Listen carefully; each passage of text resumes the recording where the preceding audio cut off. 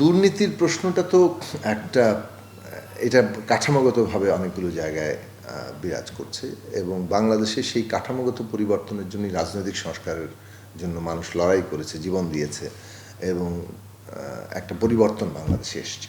ফলে এই যে মানুষের রক্ত দিয়ে কেনা তাদের গণতান্ত্রিক অধিকার, সেটার একটা গুরুত্বপূর্ণ জায়গা ছিল সংস্কার, রাষ্ট্র ব্যবস্থার মেরামত এবং একটা রূপান্তর ঘটানো। সেইখানে কিন্তু সরকার তার অঙ্গীকার ঘোষণা রেখেছে।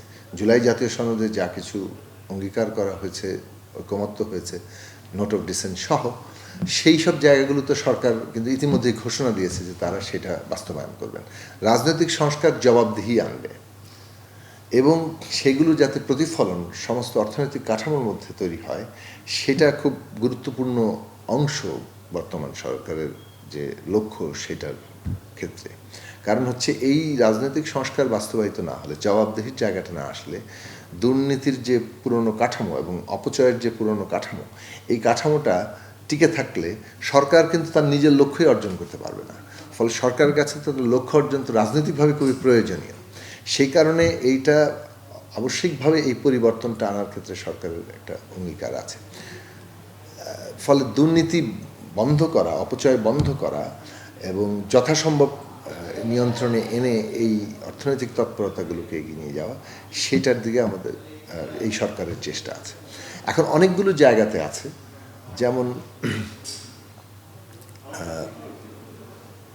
সরকার দুর্নীতির ক্ষেত্র বন্ধ করার জন্য যেখানে প্রযুক্তিগত সহায়তা দরকার সেটা সেই অটোমেশনের জায়গায় যাচ্ছে, যেখানে আইনগত পরিবর্তন করা দরকার সেখানে সেই জায়গাগুলো যাচ্ছে। অর্থাৎ পদ্ধতি এবং নীতির মধ্য দিয়ে এমন ধরনের পরিবর্তন আনা যাতে অনেক বেশি স্বচ্ছতার জায়গাগুলো তৈরি হয় এবং সেই স্বচ্ছতার জায়গা তৈরি হয়ে গেলে প্রথমত অপচয় বন্ধ হবে।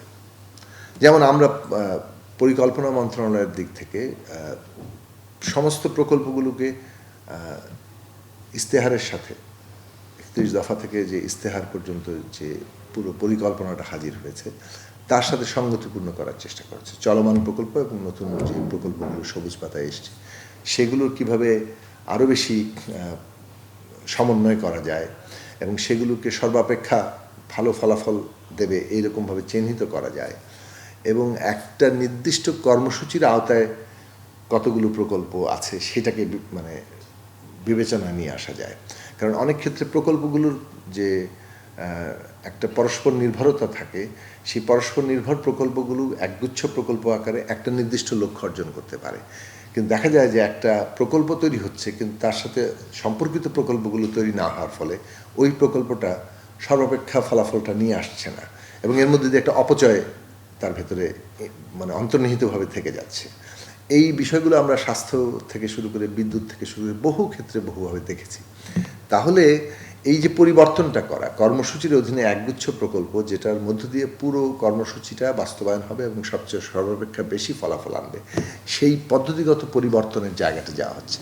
এটা তৈরি হয়ে গেলে যেটা হবে যে কর্মসূচিগুলোর একটা পরিকল্পনার জায়গার মধ্যে দিয়ে বাস্তবায়ন হবে। সুপরিকল্পিতভাবে কর্মসূচিগুলো গৃহীত হচ্ছে, তার অধীনে প্রকল্পগুলো গৃহীত হচ্ছে। প্রথমেই অপচয়ের জায়গা একটা বড় আকারে রোধ পাবে। দ্বিতীয়ত হচ্ছে এই প্রকল্পগুলোর খুঁটিনাটি বিশ্লেষণ। এইসব জায়গায় আমরা অটোমেশনের জায়গায় যাচ্ছি। অটোমেশন মানে হচ্ছে যা রেট চার্ট আছে সে এই সত্যিকার অর্থে প্রত্যেকটি হচ্ছে কিনা সেগুলো এআই ড্রিভেন মানে আমাদের সফটওয়্যারগুলো তৈরি করা হচ্ছে যাতে করে এই জিনিসগুলোকে যথাযথভাবে পরীক্ষা নিরীক্ষা করা যায় এবং অপচয়মূলক যতগুলো ক্ষেত্র আছে, দুর্নীতির যতগুলো সুযোগ আছে সেগুলোকেও মার্ক করা হচ্ছে যাতে করে এটা যথাযথভাবে আমরা পরীক্ষা নিরীক্ষা করতে পারি। একই সাথে যে মানে নির্ধারিত সময় এবং নির্ধারিত ব্যয়ের মধ্যে প্রকল্প কাজ সম্পন্ন করা, এইটার ক্ষেত্রে সবচেয়ে বড় মানে ঘাটতি আমরা দেখেছি। মানে কোনো কোনো প্রকল্প 12 বছর 14 বছর ধরে এখনও শেষ হয়নি এরকম অবস্থা আছে। তাহলে এই ধরনের প্রকল্পগুলো এই দীর্ঘসূত্রিতা কেন, দীর্ঘসূত্রিতার ফলে যে ব্যয় বৃদ্ধি পাচ্ছে, দায় কার, এইসব বিষয় নিয়ে আমরা কাজ করছি এবং এগুলো চিহ্নিত করার চেষ্টা করাচ্ছি এবং এখান থেকে হ্যাঁ কিছু কিছু অবশ্যই যারা দায়ী এটার ক্ষেত্রে তাদের বিরুদ্ধে মানে বিভাগীয় ব্যবস্থা নেওয়া হবে। কিন্তু এখান থেকে একটা লেসন আমরা নিচ্ছি, অর্থাৎ কী কী সংকট আসলে সৃষ্টি হয়, সমস্যার সৃষ্টি হয়, এবং সেইগুলোকে চিহ্নিত করে সমাধানের পথগুলো কী, সেটা এই সরকার বেশি গুরুত্ব দিয়ে তৈরি করার চেষ্টা করছে, কারণ আগামী দিনগুলোতে যাতে কাজ করতে একই জিনিসটা পুনরাবৃত্তি না ঘটে। ফলে প্রকল্প বাস্তবায়ন যেহেতু একটা বড় চ্যালেঞ্জের জায়গা, সেই জায়গাটাতে যদি আমরা কমিয়ে নিয়ে আসতে পারি, প্রকল্পগুলো যদি একটা সুনির্দিষ্ট কর্মসূচির অধীনে সেগুলো সর্বাপেক্ষা বেশি ফলাফল দেয় এবং ইশতেহারের সাথে যথাযথ সমন্বয় ঘটে, তাহলে অনেকটাই অপচয় এখানে কমিয়ে নিয়ে আসা সম্ভব। এবং তারপরে দুর্নীতির যে ক্ষেত্রগুলো থাকে, অতি মূল্যায়িত ব্যয়, অতি ব্যয়টাকে এমনভাবে ধরা হচ্ছে যেখানে আসলে অনেক দুর্নীতির সুযোগ থাকছে, সেই সব জিনিসগুলোকে আরও অনেক বেশি প্রযুক্তিগত সহায়তা নিয়ে খুঁটিনাটি পরীক্ষা নিরীক্ষা করা, সেই সব কাজগুলোর মধ্যে ইতিমধ্যে উদ্যোগ নেওয়া হয়েছে। তো সব মিলিয়ে বলা চলে যে দুর্নীতির জায়গা যথাসম্ভব নিয়ন্ত্রণে আনার জন্য যতগুলো পদ্ধতি গ্রহণ করা সম্ভব ততগুলো পদ্ধতি গ্রহণ করার জন্য সরকার তার ইচ্ছা এবং অঙ্গীকার বাস্তবায়ন করার চেষ্টা করছে।